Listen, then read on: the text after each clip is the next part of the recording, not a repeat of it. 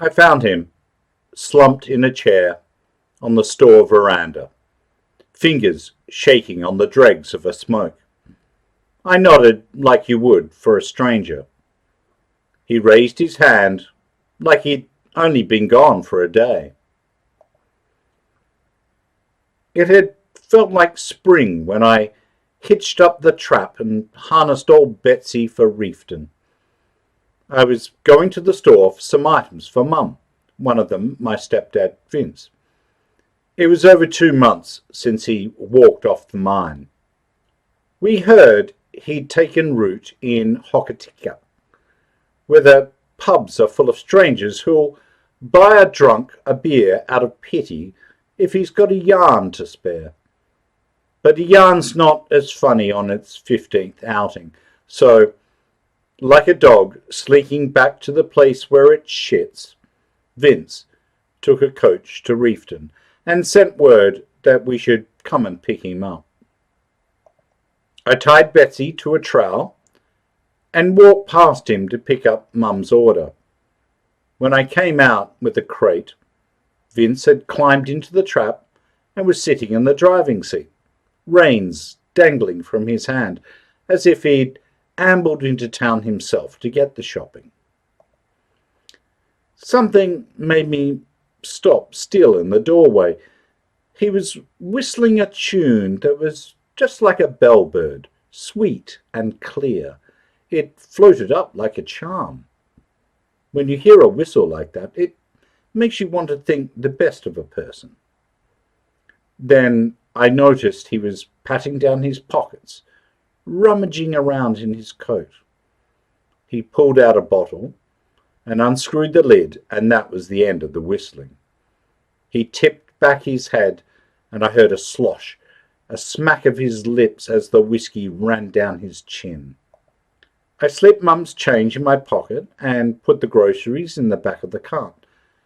Betsy flicked her tail, waiting for some orders. I stood for a moment, then backed silently away to the corner. Vince didn't turn around. He hadn't even noticed me go. I ended up in Hokitika because I hitched a lift in a rattling Ford, and that's where it spat me out. I walked past the stores and rowdy hotels and sat for a while on the beach, watching gulls come into land. The sand was grey and shingly. The view was grey and flat. I felt bad about keeping Mum's money. I ate a lump of the bread I'd brought and listened to the tide dragging stones back out to sea. Next morning, I went inland to Kanieri. I'd heard about the mines. Not the one-man claims like Vince's, but the sites that ran their water off the Lake Kanieri powerhouse, the big operations with dozens of men and sometimes a room in a hut. I wasn't yet 14, but I was tall and strong, and I'd already worked a sluiceway. So long as I added 2 years to my age, I reckoned they'd take me on. A sign at Kokatahi sent me deep into the bush. It was one of those colourful mornings that comes after rain, the kind that turns everything rich and green, makes every living thing seem twice what it was. Above my head, the spreading ferns made way for lines of light, so straight and bright I'd almost want to swerve them. The path opened out to the sound of a river, then widened to shingly flats. It was strewn with remains from the last great rush, a half-buried dredge, thick wires strung back and forth across the banks. The place I wanted was a half-mile down, a cutaway cliff face strung with pipes that snaked through rock and sandstone.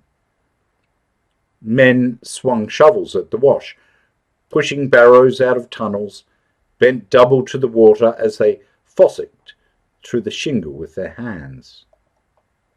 10 minutes later, I was standing in a lean-to, conjuring a story for the boss. He had his feet on the desk when I walked in the door, his face buried deep in a paper. I cleared my throat and said, I'd just arrived from Auckland. Been working a mine up north, I said. The pay dirt's better down here. His eyes flickered up. Parents know you're here? Sure, I said. They sent me. It wasn't the worst lie in the world. He looked like he half believed me. What do you know about sluicing? I pulled a scholarly face and made my job sound real elaborate. How I managed all the waterways. How it was me who dug the ponds that fed the race. The way I was carrying on, you'd have thought the whole operation would have come to a creaking stop without my specialist expertise. I even said I did the blasting. I need the money, I said, and a bed. The boss went to the window and peered out the slats. He stood there for a while, scratching his forehead with his thumb. All right, he said. I reckon I've got something. You'll find overalls in the shed. Dougie Maybe, up the hill. Ask Dougie what to do. Dougie Maybe looked like he'd spent a lifetime staring off into the distance. A fella who'd had no luck in the rush, but had stuck around anyway, hoping that might change. He got me cutting wood to line the tail race, where gold would sink in, matting in between the submerged blocks. With all those boulders washing down, the blocks would rot and split, and that's why Dougie told me to replace them. No one wants that sort of job. A real digger wants to be on the wash-up, not covering himself in sawdust, hauling timber up a hill. But Dougie was old enough to know what tasks were suited to a person. He sent me deep into the bush to reassure Remu, trees for chopping. The right sort of job for a boy who needs to keep his head down. I marked up the trees and cut back the ferns, and I swear I heard those pungas hiss and groan as if their fat brown trunks had things to tell me. At knockoff, Dougie said I'd be sharing his hut and showed me down to the door. He pointed out the porridge and where to make a cup of tea, and when we'd washed the pots, he poured himself a glass of scotch and a second one for me. I didn't drink it. I didn't want to smell as bad as Vince. It took 2 weeks to fill in every rotten tail race block. Then Dougie sent me down to see the boss.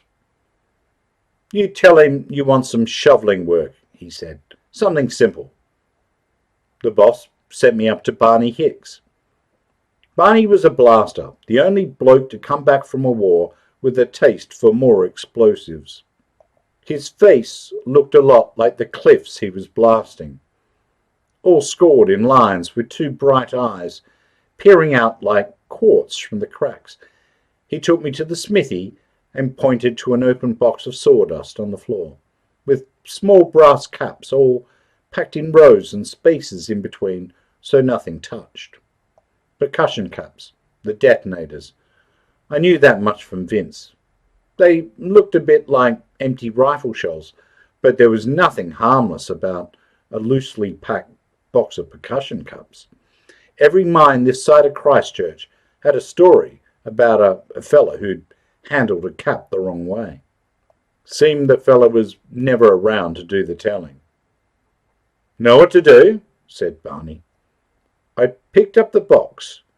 You want me to take them somewhere? Barney laughed out loud. No, lad. I want you to fuse 'em. He nodded to a workbench. You can do it over there. Careful now. Don't start knocking 'em about. I placed the box gently on the bench, taking in the contents of the shelves. A row of fuses, pots of clay, and in the corner, wooden crates marked gelignite.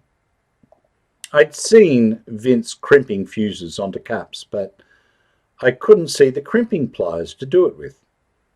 Vince always had his pliers to hand. They stopped you squeezing so tight you'd set the cap off. He wouldn't have dared to crimp a cap without them. Where are the pliers? I said.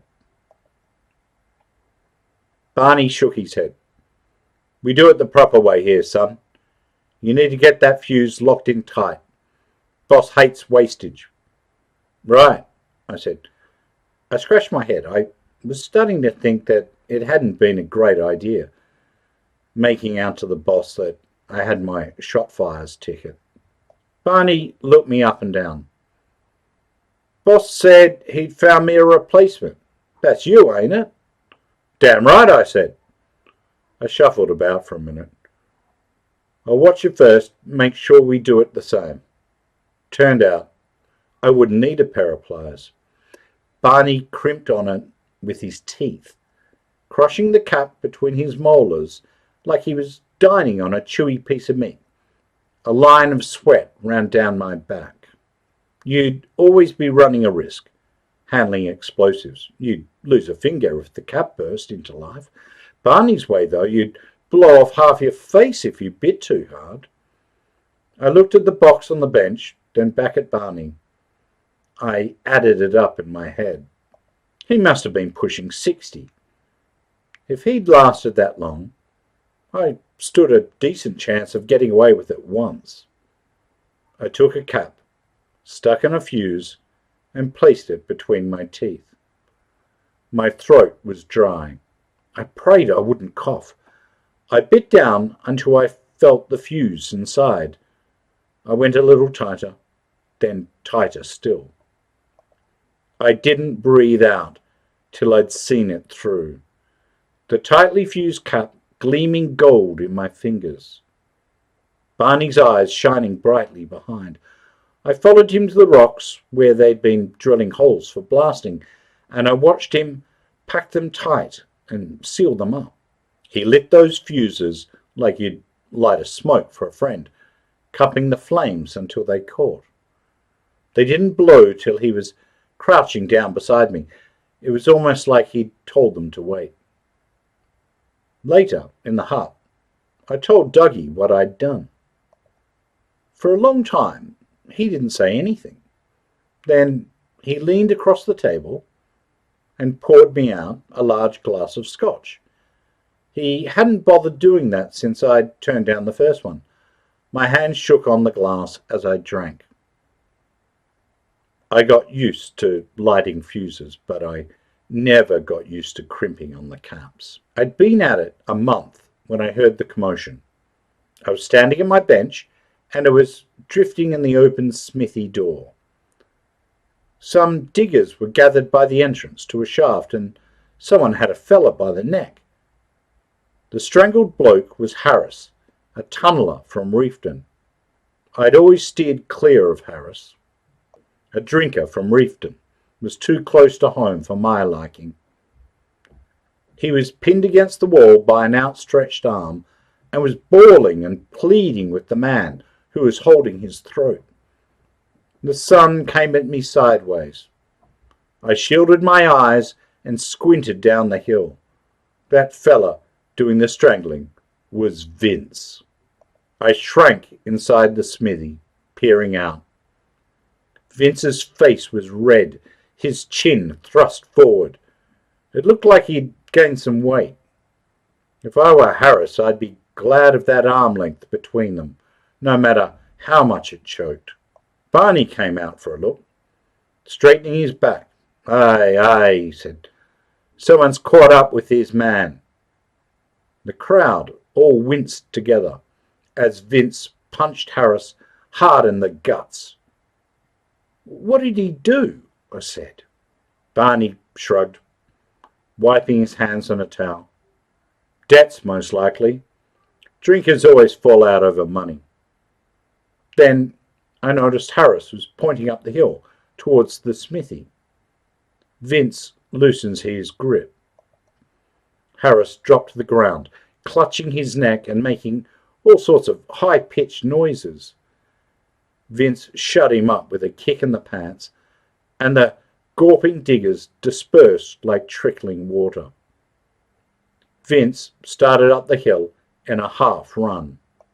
I went back to my bench, my heart jumping out of my chest. Moments later, the room seemed to darken. I took the cap from my teeth and turned around. Vince was standing in the doorway, blocking out the light. "You're alive, then," he said. "Looks like it."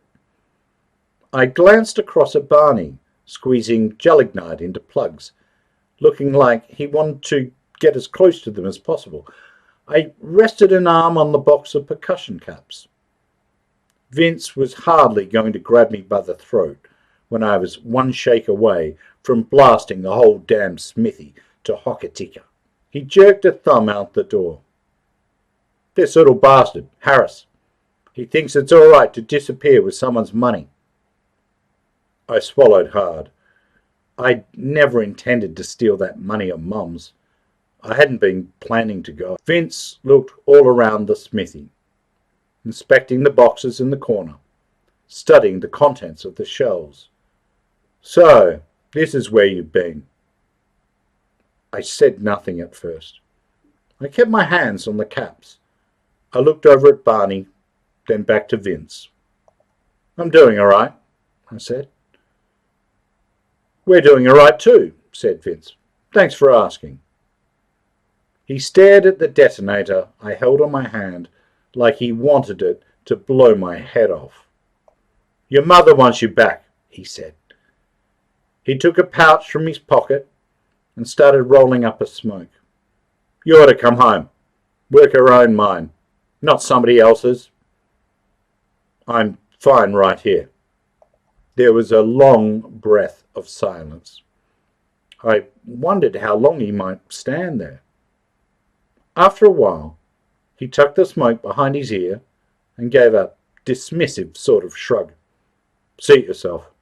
He took a last look at my bench and turned out the door, pulling it hard behind him. I wiped sweat off my lip and said the old bastard scared me less than those lumps of gelignite Barney was holding too close to the caps. Down on the track, Vince's truck was idling. I watched him from the window, walking around the back to rummage on the deck under the canopy. He took out something long and sort of shiny, a metal tool or a bar, and he tucked in the pocket of his coat. Then he went around the front and walked straight past the cab, starting back the hill at a lick, light glinting off that thing poking out of his pocket. I looked out at the cliff. Harris had scarpered down a tunnel. I hoped it was a deep one because I didn't want to see what Vince would do. I went back to my bench and tried to get my mind on the job. Next thing I noticed was a fast-moving shadow at the window. It was Vince striding past. Then he burst through the door. Barney backed into a corner. I was trapped between the door and my workbench. Vince closing in, reaching for that object in his coat. Then he was right up close, pressing something into my hand. Long-handled pliers, crimping pliers for fusing percussion cups. I held them up, turned them around. They were heavy, well-oiled. The pliers I'd seen Vince use himself. I opened my mouth to speak, but nothing came out. Vince said nothing either, just turned and walked out the door. I stood for a minute, then I looked across at Barney.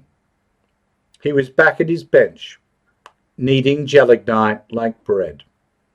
Outside I heard noises. Vince's truck reversing down the track. Metal clanging on rock. That bellbird still ringing in my ears.